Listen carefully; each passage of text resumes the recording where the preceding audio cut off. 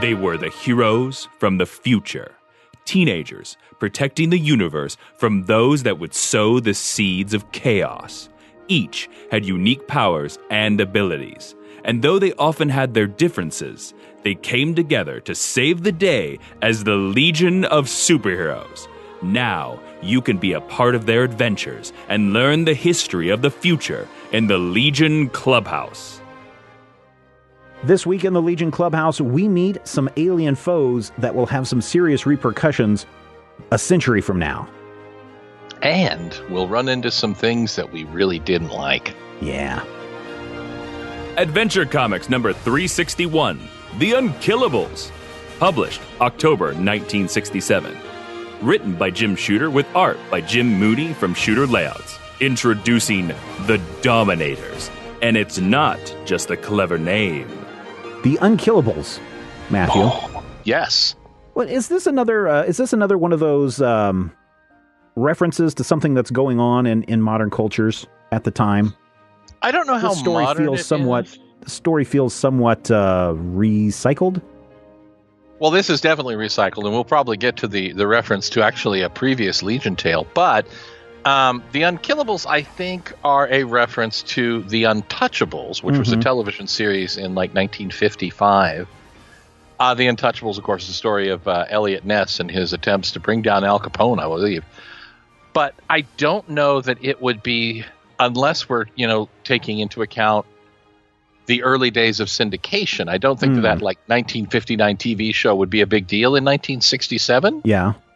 But, how long did it run? I figure if it starts in 1959 and it runs a few years, maybe The Untouchables was still a thing in 1967. Yeah, that's what I didn't know. I didn't know if that was a reference to that or something else.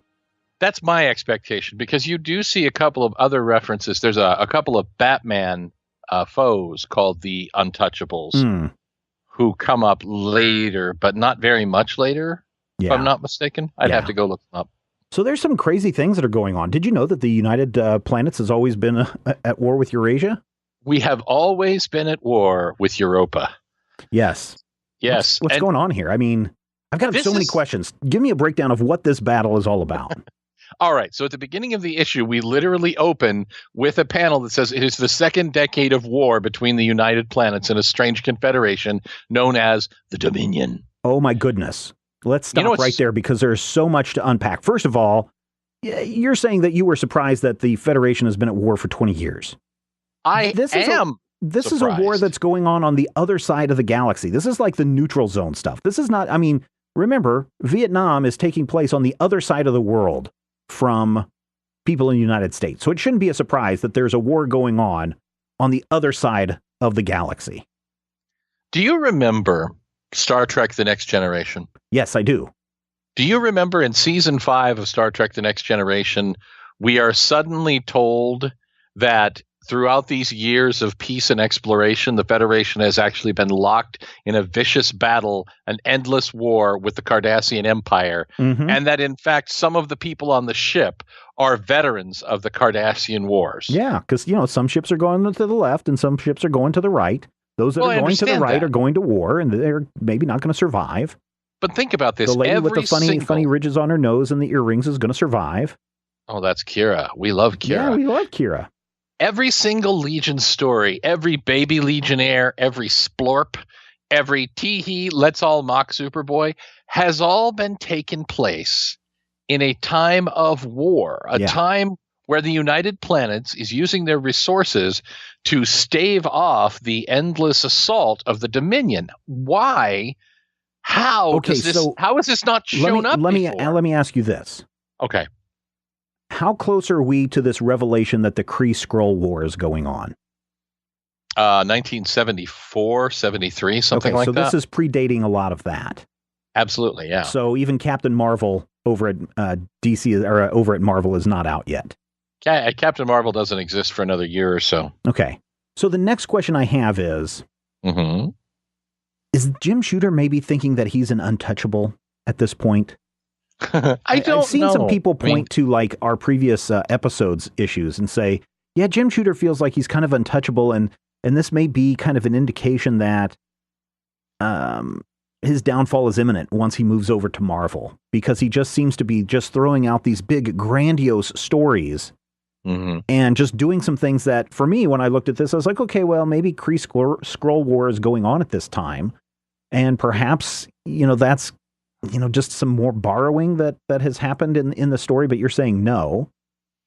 I don't think so. I will say that at the time of this story, in the real world, Lyndon Johnson was escalating warfare in Southeast Asia and South Vietnam, beginning what would actually already was, but what would become the American Association of the Vietnam conflict. Right. And we've already talked, I think, before in a previous episode about the McNamara statements and everything, and which really turned the tide of the American populace on the war. And so for the rest of this page, you see people are like, destroy the Dominion, avenge our dead, no trucks for killers. Right. Oh, I'm sorry, that says no truce for killers. And I was like, wait a minute, that dude is being pretty hardcore. No trucks, no Chevys, no Toyotas, no grass, no nothing. No gas. Nothing. No gas. No. However, there is a sign that reminds us that the president, as seen in the last issue, is named Bull Tax. Yes. Which is the tax on bolts. So then the other thing that I want to know is, why is the president of the United Planets, why does he dress like Doctor Strange? It's a crossover. He secretly is Doctor Strange. Again, when does Doctor Strange appear over at Marvel? 63. So Doctor Strange is already running around in his high collar and his white sideburns and his blue clothing. I don't know, man. There's some weirdness going on with this thing. There absolutely is. And this is a weird issue for a number of reasons, not the least of which is the story is just wackadoo out of... because they have to go into like a pocket dimension, right? Right. And I mean, pocket dimension where space is curtailed or bent, so they can travel for 3 days in the pocket dimension and end up billions and billions and billions of miles from where they began. And I'm not saying that there's more Steve Ditko crazy Doctor Strange blacklight stuff going on in here. But there is. But there is. And the really wacky part of this, and this is something that we've been talking for a while about Jim Shooter doing thumbnails as his story. This issue is drawn by Jim Mooney. And Jim Mooney has been around Legion for a long time at this point, from like the third or fourth appearance of the Legion. I believe that looking at the art in this issue and the layouts and the storytelling done by Jim Mooney, that influence, that Ditko influence, comes from Shooter. Because this issue doesn't feel like it's drawn by Jim Mooney. Oh, no. It doesn't use Jim Mooney style setups. Yeah, no. Mooney's kind of all crazy loopy-doopy stuff. And this is very much of a piece with what we've been seeing from Swan and that one issue from Boltinoff where I said, hey, is this Shooter or is this Boltinoff? I think we are at the point where we can say that this storytelling and these wild layouts are in fact Jim Shooter. And in 1967, this may be Jim Shooter doing a riff on Steve Ditko's Doctor Strange with wild planets and weird dimensions and backgrounds full of freaky deaky stuff. It's interesting. Oh yeah, it's really cool. I mean, the only thing that would send me over the edge in this is if Kirby dots just suddenly appeared everywhere. Well, that would be, Kirby and Ditko are different men. I don't know if I know that, but Kirby dots are used all over the place. And it wouldn't surprise me to see something like that pop up here. But I mean, the layouts are, wow. I mean, super modern. I mean, you have angles. I mean, you have low angles, like a lot. And again, these were done a lot in Marvel Comics, where you have this kind of low shot shooting up and you see everyone's expression from like their chin up or from, from the floor looking up kind of stuff. It feels very cinematic and it's really cool. And I mean, you break away from, I mean, we've seen the traditional square panels, but I mean, there's a whole page where the panels are slanted and angled because there's all these rocks falling on the Legion. It's from the art side. It is really, really crazy and weird. Yes. And we get one of the rare appearances of a Colossal Boy picture from a human perspective. A lot of times you'll show Colossal Boy and he'll look like he's normal size and then they'll draw the background smaller. This is a shot with the Legionnaires in the foreground and Colossal Boy massive in the background literally using his body to shield his friends from falling rocks. It's gorgeous shot, but it's nothing like anything you see in your average Jim Mooney story. Mm-hmm. Yeah, Colossal Boy is protecting the rocks from being falling on the ships. Bouncing Boy is out there bouncing the rocks off of his chest. And then the Karate Kid gets up there and karate chops a giant boulder. And then he's like, I can't stop a boulder, but I'll kick the car. And I'm like, wait, do you have super strength or not, Val? Come on, make up your mind, Val. So the whole point of this story is that they want to negotiate some peace, but if they try to bring these Dominion delegates through, we'll get to them. Yeah, if we try to bring them through the normal channels, they're going to be ambushed and killed. So they send them through this pocket dimension, escorted by the Legion. And they get to spend some time with their quote unquote enemies and getting to know them a little bit better. And then in the end, it's just this really weird kind of stupid ending. Well, and they're attacked nonstop. They're attacked all the time, left and right. But man, the ending of this thing is stupid. The thing that's interesting about this story is it very much feels like, a wagon train plot. You've got to get the people somewhere safely. And the Legionnaires make a good show of it. And even these, the Dominators who are on the side of not evil dominating, who, by the way, are pale blue. They're kind of like a powder blue instead of the yellow Dominators that we'll get later. Yeah. But the Legionnaires and the Dominators actually play off each other really well. And there's a couple of neat scenes in here. There's one where somehow the Unkillables attack with a ray that reverses the powers of the Legionnaires. Yeah, so shrinking Violet is massive. Let's not talk about that weird kind of awkward upward shot of her boobs.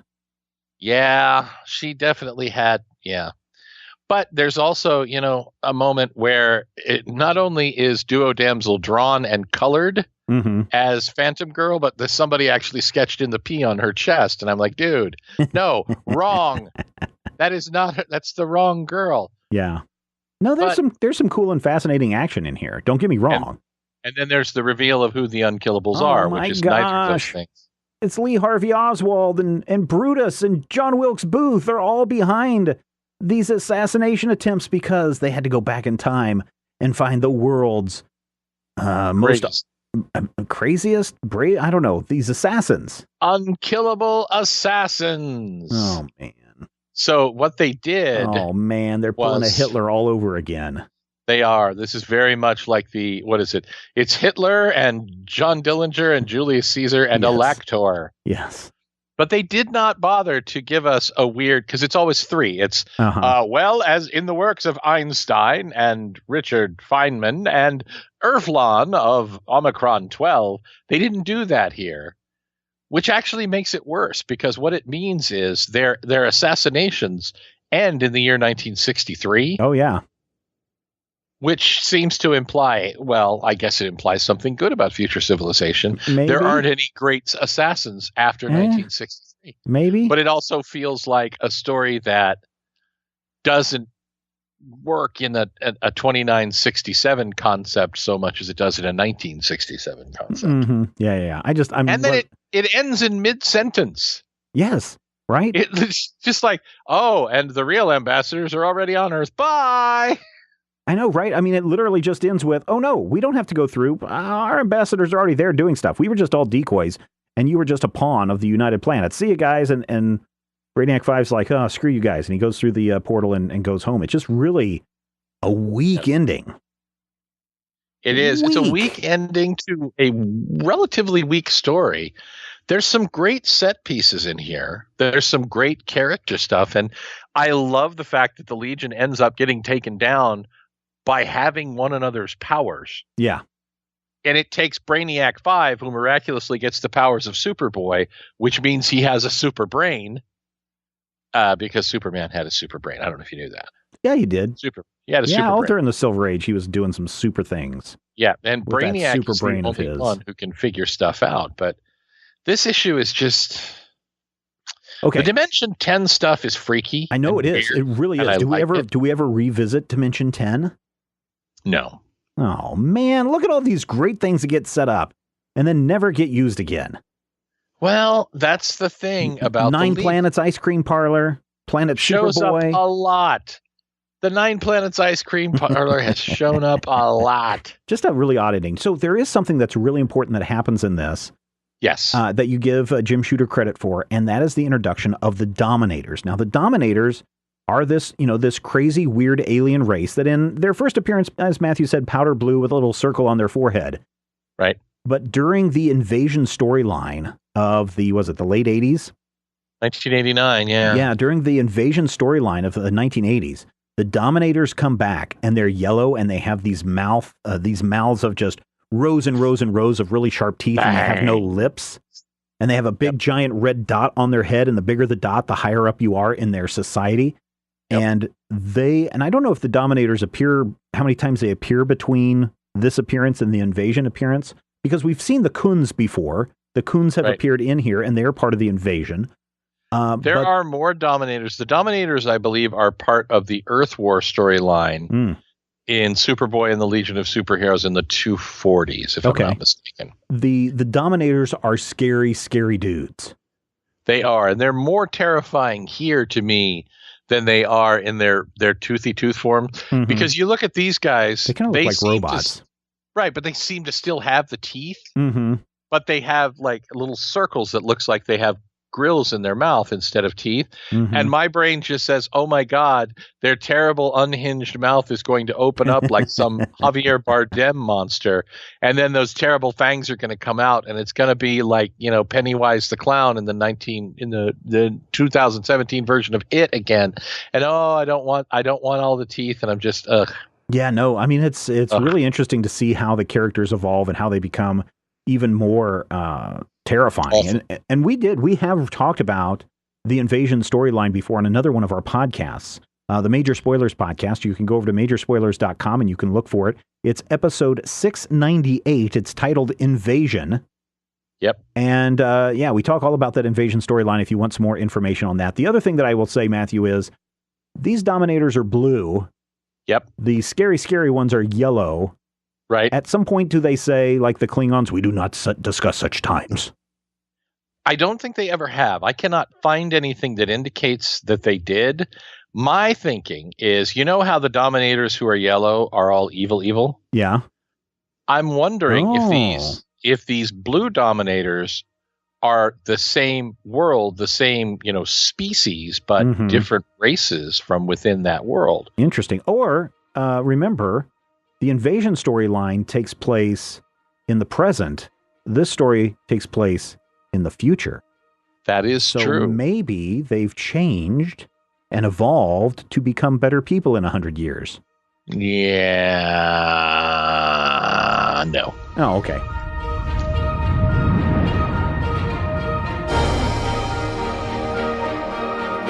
If you enjoy the show, we would appreciate your support. You can find out more and become a Legion Clubhouse member at patreon.com/majorspoilers.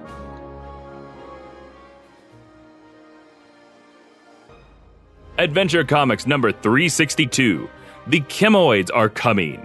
Published November 1967. Written by Jim Shooter with art by Pete Costanza from Shooter Layouts. Dr. Mantis Morlow's secret experiments take the Legion to a Legionnaire's home planet. And it's not what they expected. Adventure Comics 362, the Chemoids are coming. The Chemoids! Would you say Chemoids? I mean, do you say like chemo or do you say chemo for the big... I say chemo. You say chemo. Okay, I say chemo because that's, but I know it's like chemicals. Well, the reason I don't say chemo is chemo is full of chemicals. Right. Chemotherapy is specifically a type of radiation-y, poison-y thing. Which is what chemo emits, a lot of radiation. Chemo is full of chemicals. That emit radiation. Chemicals. Radiation. Anyway, the chemicals. Chemoids. They're here. Yes. What the heck are the Chemoids? Well, my friend, the Chemoids are kind of the precursor or the forerunner of what would become a super adaptoid. They are a creature, robot type creature that can adapt to attack anyone or to defend against, say, various superpowers. It's interesting because they do kind of also have the kind of arrow on the forehead, like you see with Red Tornado. Yeah. It's really weird. These supposedly, they're not robots, right, though? I mean... They are artificial creatures. It's never really explained if they're robots or if they're like grown clones or clone groans. I do think it's interesting that the first chemoid we meet, by the way, has an Erlenmeyer flask for a nose, but his name is Gorn. Yeah, Gorn from the Day the Earth Stood Still. From Kalatu Verata Niktai. No, the Gorn was the villain from Star Trek. The Star Trek episode Arena. When did Arena air? Which came out January of 1967. Oh my gosh. This has a street date of September or October. I want to say mid-October of 1967, which means Shooter watched Star Trek. Shooter watches Star Trek. Do you think have we ever done any research to see if Jim Shooter has ever said anything about Star Trek? Yeah, Shooter is a Trekkie. Oh, is he? Okay. Yeah, Shooter, right. Well, and I will guarantee you, based on the stories that we have seen, that Shooter definitely saw Arena and used the name Gorn on purpose. Yeah. Well, apparently he was in charge of what publisher was he at? He would have been over at Whitman, right? Marvel printed Star Wars comics after Whitman passed on it, and that would have been around the same time that Shooter was over at Marvel during the Star Trek The Motions picture. I'm trying to remember when Star Trek started. Star Trek came out in 1979? Yeah, and he was in charge at Marvel from 1978 through 1987. Yeah, he would have been. I was thinking Star Wars was 1977, but that's a different franchise. Yeah, no, he was at Marvel when Star Trek licensing was over at Marvel. Yep. Interesting. Also, what's interesting is our nefarious evil scientist is bald, like all evil scientists are. Your Lex Luthors, and most importantly, your Dr. Savannahs. Yes. I mean, this guy is a dead ringer for Dr. Savannah. The giant head, the short stature, the round spectacles without any glass in there because he just wants to look smart. Do you know why that is? Why is that? I'll tell you. Do you remember last episode when we talked about that Jimmy Olsen episode and I started talking about Pete Costanza? Oh, yeah, I can't stand you. Pete Costanza is the artist here? Okay, cool. On 362. And the reason why Mantis Morlo looks exactly like Thaddeus Bodog Savannah. Ask me what Pete Costa did to break into the comic book industry in 1940. Did he crack a safe and hold DC ransom? No, he was a chief assistant to an artist named C.C. Beck. Oh, hey, I know that guy. At Fawcett Comics. Yeah. And some of his first published work came in Whiz Comics #2. Oh. Pete Costanza was one of the creators at Fawcett during the good old days of Captain Marvel. He did not create Savannah, but he had work in the same issue that debuted Captain Marvel and Savannah and did a lot of work at Fawcett until it closed. He actually at that point switched over to Classics Illustrated. Oh, and when did he then head over to DC? I'm trying to think. I know he did work at ACG because he created Magic Man. Try to understand. I know he did work at Charlton, and he also worked for the Classics Illustrated people. I want to say he started at DC in 66 or 67. Interesting. That's interesting. Yeah. What happened to a lot of the old Whiz Comics people? I mean, did DC hire a lot of them, or did they just say, screw you for trying to steal our Supermans? Well, I mean, they worked in the industry. C.C. Beck, I know, was still in the business in 67 because he was at Lightning Comics, which had given us Fat Man, the Human Flying Saucer. Right. He had done a bunch of work in between. I don't remember whether C.C. Beck ever did any work for DC. I imagine that he didn't, but I know that some of the guys who worked at Fawcett back in the day did. Yeah. Because they ended up, Pete Costanza ended up at DC.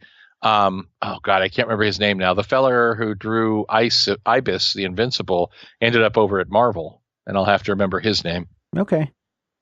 So here's the thing about this story. Not super interesting in my opinion, except here you have a scientist who's trying to do really great things. Like he's trying to create fission energy, where essentially he's got this miniature sun going, and it's, generating power for his entire thing, and that he can generate power for billions of years off of this little portable sun generator that he has. Fission, not fusion. Fusion is the breaking. Fission is the combining. He's also got, these amazing chemoids of all different colors, shapes, and sizes. He's got a whole laboratory full of chemicals. And man, the Legion are just there trying to harsh his buzz. Well, he's also, polluting the atmosphere of the entire planet. Oh, come on. And endangering thousands of people. We're trying to create advancements. So what if a couple billion people die? Well, who are you advancing for then, you schmendrick? Some other planet. Those Martians probably need some stuff. I hear Saturn Girl's planet could use some additional energy. They're so far away from the sun. I will say this. The real fascination in 362 for me is the way that the story is constructed. Mm-hmm. It really jumps around, right? It does. In a classic, Marvel or DC comic, you'd have those back burner plot points that happen that always make Rodrigo so irritated when we read old school stuff. But those plot points would be like, oh, Mantis Morlo is floating around and doing his thing, and they had a combat, and they ran into Mantis Morlo in like the first 8 issues or 8 pages of the issue. Yeah. And then the Legion goes on with their life, and there's a time skip. There's several months where the Legion's just like, yep, we beat that Mantis Morlo and completely forgot about him and went on to do our jobs. Mm-hmm. And then all of a sudden we're back on Princess Projectra's weird planet of Dungeons and Dragons. Of Camelot. Right. Camelot. And her, we meet, this is the first appearance of her planet, Orlando. Mm-hmm. It's been mentioned before. Yep. It becomes key in a couple of big stories down the line, one of which I really hope we get to, and one that I hope we don't. But we will. We're funded. Thanks to our patrons at patreon.com/major spoilers. Legion Clubhouse is going to go far, far, far into the future. So thank you. Yeah.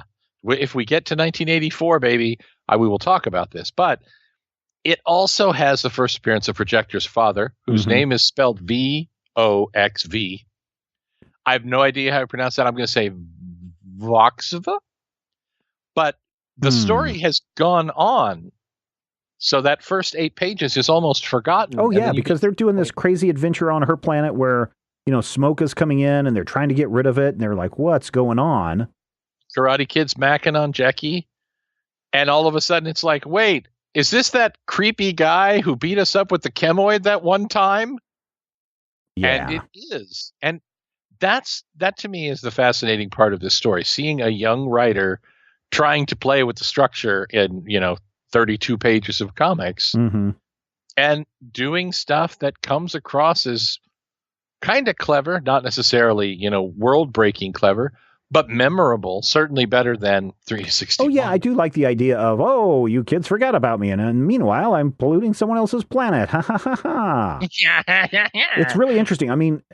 So beyond just that story, which I honestly, yes, the story structure is interesting, and I agree with you there.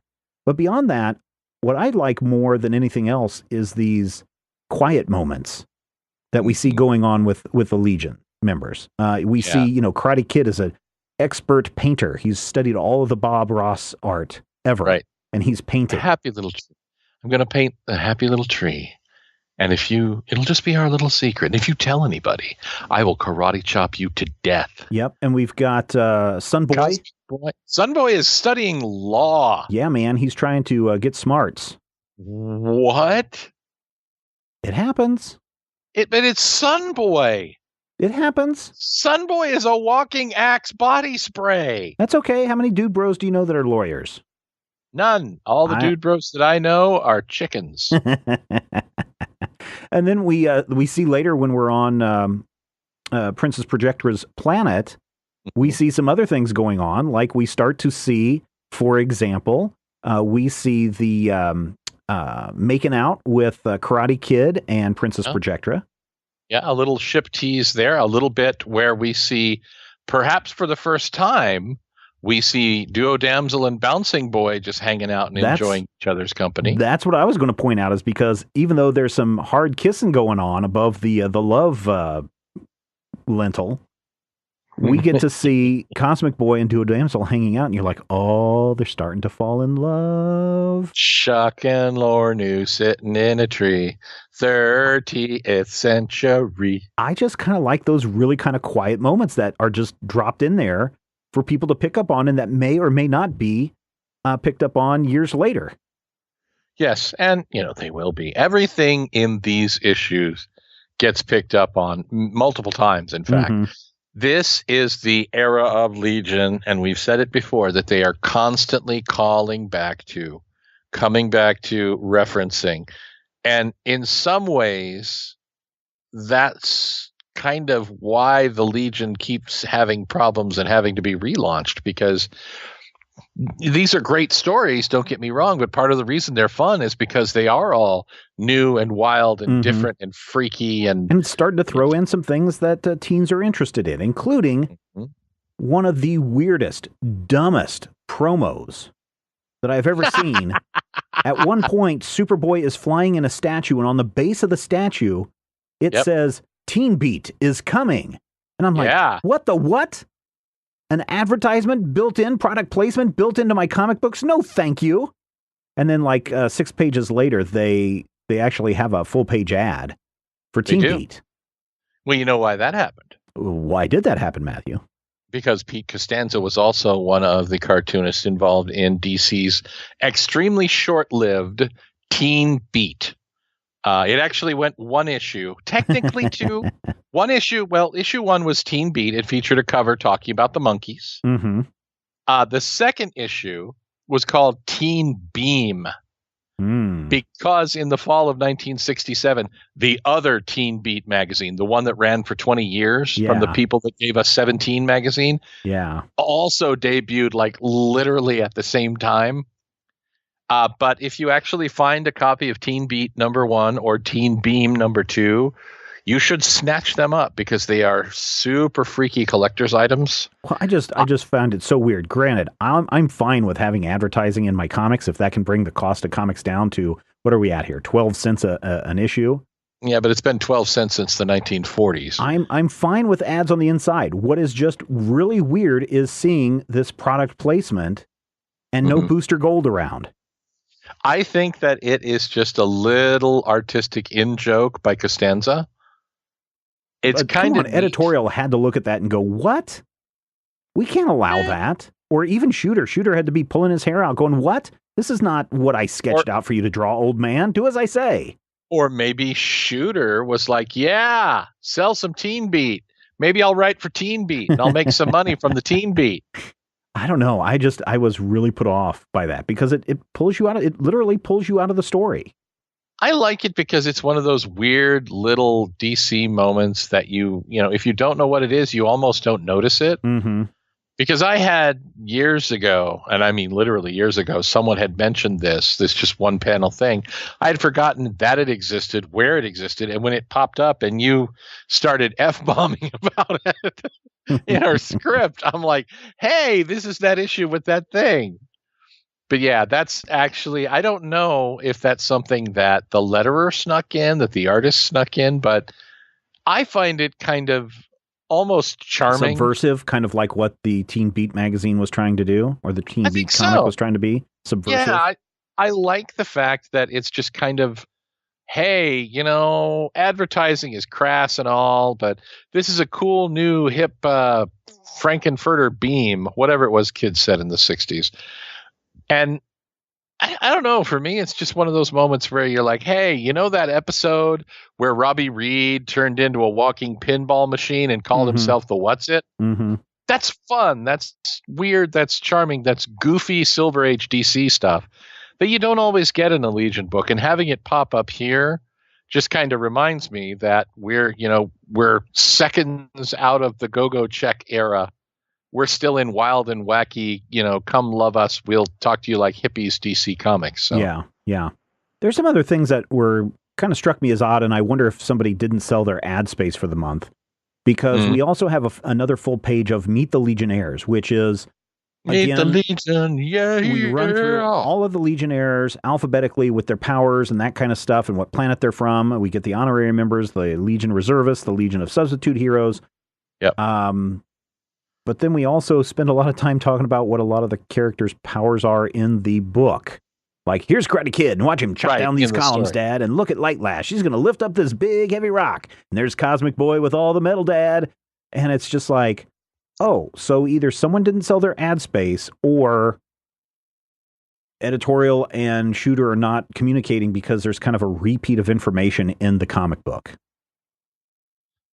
I'm really sort of fine with that, because this version of Meet the Legion has two things going for it. Okay.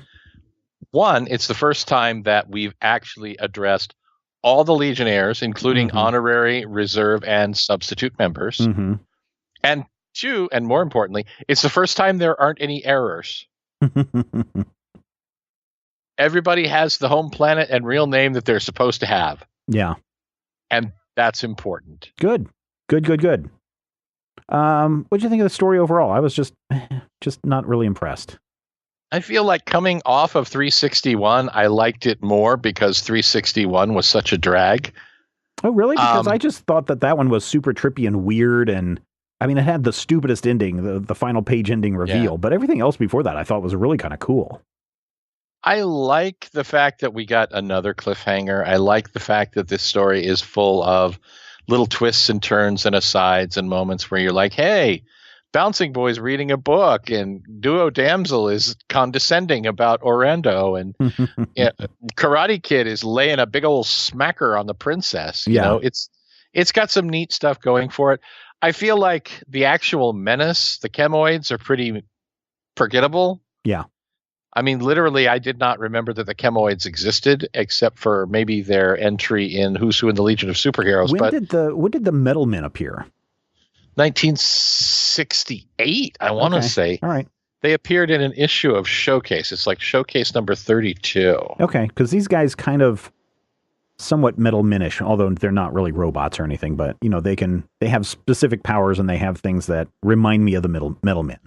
I am wrong by half a decade. Apparently, the Metal Men debuted in March of 62. Okay.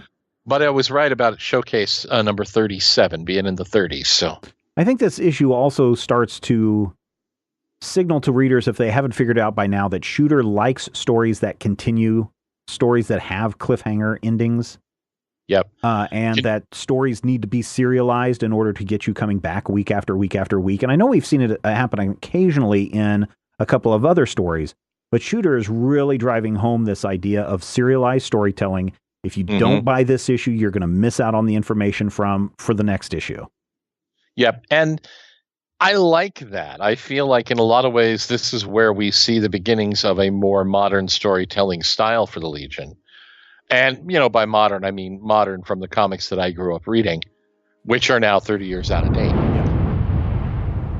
We have come to the end of another meeting of the Legion Clubhouse. Thank you so much for checking us out this week. Matthew, what did we learn this week? We learned that if you slip the advertising into the panel, it gets Steven's attention. We also know that if you're standing under the right skull, it's kissing time. Most importantly, we learned that if you steal names from Star Trek, you got to make them a different species.